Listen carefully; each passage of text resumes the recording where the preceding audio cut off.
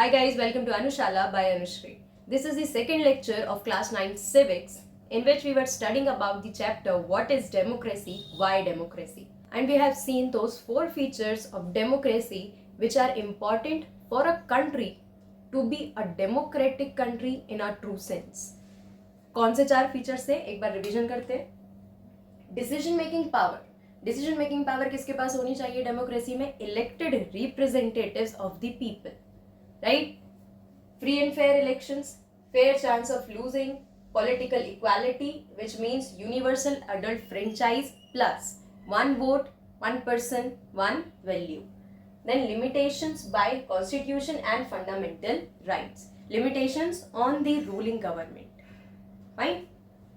Now, I have told you in this chapter we will be understanding concepts from the 4 case studies of different countries.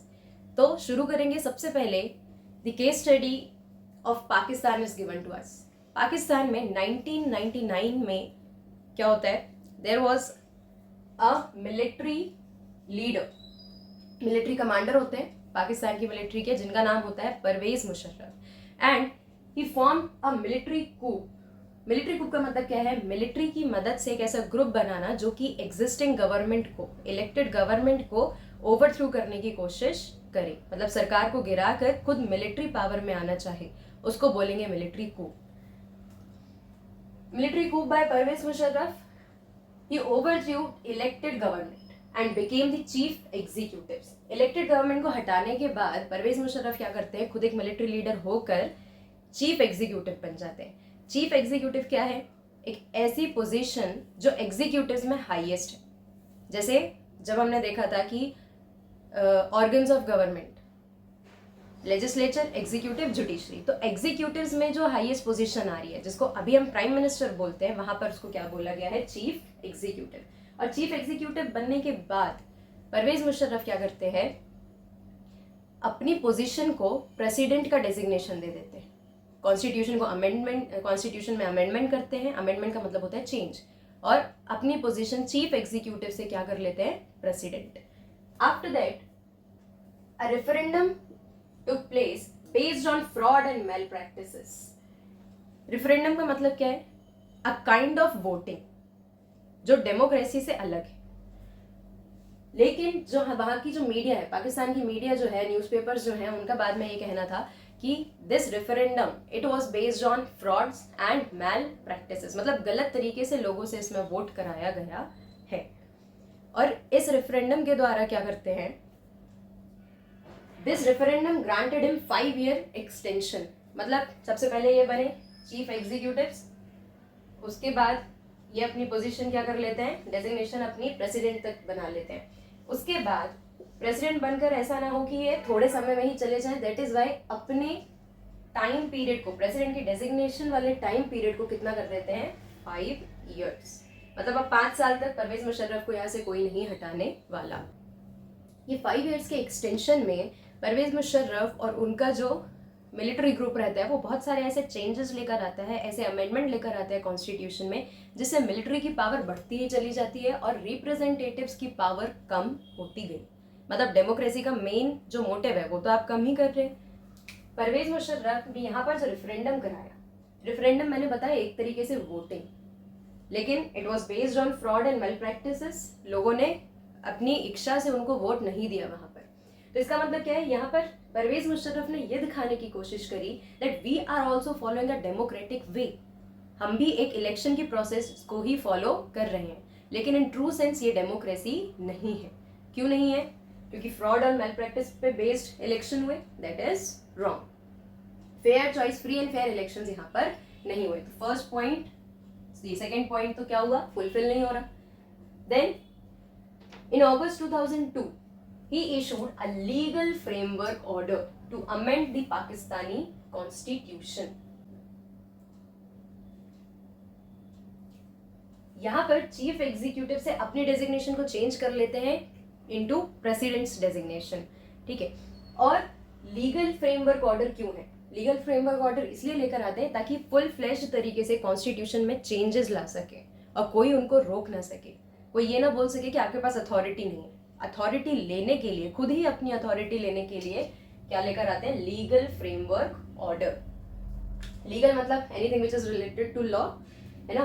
और framework का मतलब है कि आप laws को बनाने का एक फ्रेम क्या है ना, एक प्रोसीजर क्या होगी उसको मेंटेन करने के लिए यहाँ पर क्या लेकर आते हैं? Legal framework order to amend the constitution.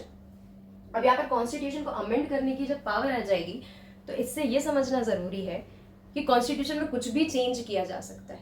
Even constitution से ये भी हटाया जा सकता है कि Pakistan is a democratic country. क्यों? क्योंकि कॉन्स्टिट्यूशन को ही चेंज करने की पावर कौन लेकर आ गया है? परवेज मुशर्रफ।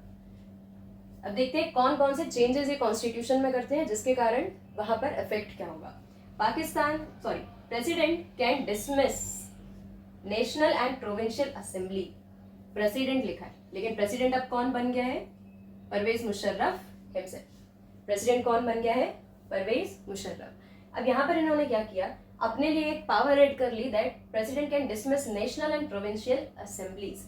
नेशनल असेंबली मतलब वहां की जो पार्लियामेंट होगी, और प्रोविंशियल असेंबली मतलब वहां जो प्रोविंसेस है, वहां जो स्टेट्स हैं, उनकी जो लेजिस्लेटिव असेंबली है उसको डिसमिस करने का काम कौन कर सकता है? President.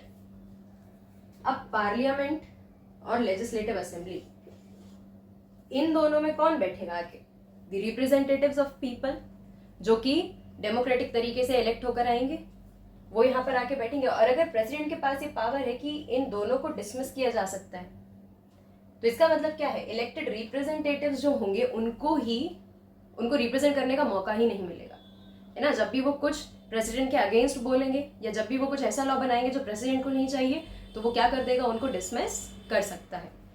Then civilian cabinets work is to be supervised by national security council. एक बॉडी थी जिसका नाम था civilian cabinet. Civilian cabinet is another body just like assemblies, ठीक है। इसका भी काम, ये इंडिपेंडेंटली वर्क करती थी, लेकिन अब इसका काम कौन सुपरवाइज करने वाला है? National security council. इसका काम कौन सुपरवाइज करने वाला था? National security council. अब you can see security, basically जब हम नेशनल सिक्योरिटी काउंसिल की बात करते हैं तो उसमें एक इंपॉर्टेंट पार्ट है मिलिट्री, आर्मी। और मिलिट्री तो वैसे भी इनके ही हाथ में, ठीक है। He himself was the military leader. तो that national security council is to be dominated by military officers. ये लोग रिप्रेजेंटेटिव्स यहाँ पर अपना काम कर रहे थे, लेकिन इसको भी डोमिनेट कौन करने आ गया है अब? Military officers via national security council. तो इधर से भी इलेक्टेड रिप्रेजेंटेटिव्स को एलिमिनेट करने का एक तरीका ढूंढ लिया। किस तरीके से? यहाँ पर ये नहीं बोल रहे कि सिविलियंस कैबिनेट को हम डिसमिस कर सकते हैं, लेकिन अगर डोमिनेट करेंगे तो फाइनल डिसीजन मेकिंग अथॉरिटी जो होगी वो किसके हाथ में होगी? मिलिट्री के हाथ में। वो किसके हाथ में होगी? मिलिट्री के। Then elections held to national and provincial assemblies. इन सबको करने के बाद, इतने चेंजेस लाने के बाद इलेक्शंस करा दिए नेशनल और प्रोविंशियल असेंबली के लिए। इलेक्शन करा दिए क्या बताने के लिए? That we follow democracy. हम इलेक्शन करा रहे हैं, आप अपने रिप्रेजेंटेटिव्स को वोट दीजिए, वो आकर बैठेंगे नेशनल और प्रोविंशियल असेंबली में, लेकिन प्रेसिडेंट के पास हमेशा राइट रहेगा कि वो इन दोनों को डिसमिस कर सकता है। तो क्या मतलब निकला इलेक्शंस कराने का? अगर डिसमिस नहीं भी करते हैं और इस तरीके से वो अपना काम करने की कोशिश कर रहे हैं, तो उनको सुपरवाइज कौन कर देगा? National security council.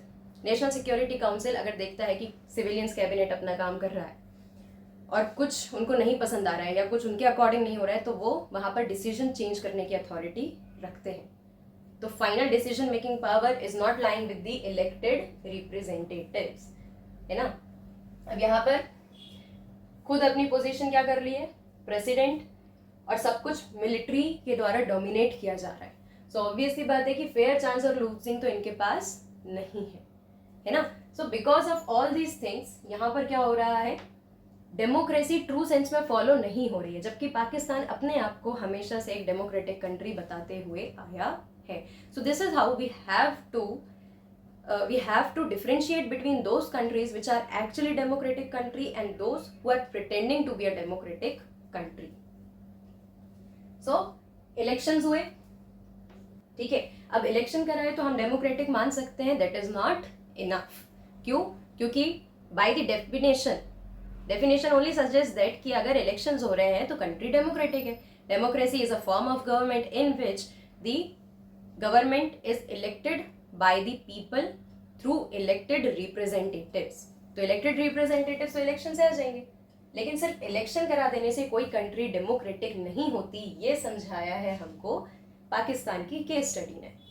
फिर पावर्स विद इलेक्टेड रिप्रेजेंटेटिव्स तो है ना, यहाँ पर सिविलियंस कैबिनेट है जो क्या कर सकता है, जहां पर रिप्रेजेंटेटिव्स बैठकर डिसीजंस ले सकते हैं. But final decision making authority तो नहीं है ना रिप्रेजेंटेटिव्स के पास. क्यों? क्योंकि इनको डोमिनेट करने के लिए कौन बैठा है? National security council, which is dominated by military officers. तो फाइनल डिसीजन मेकिंग अथॉरिटी जब रिप्रेजेंटेटिव्स के पास नहीं है तो हम इसको डेमोक्रेसी नहीं कह सकते.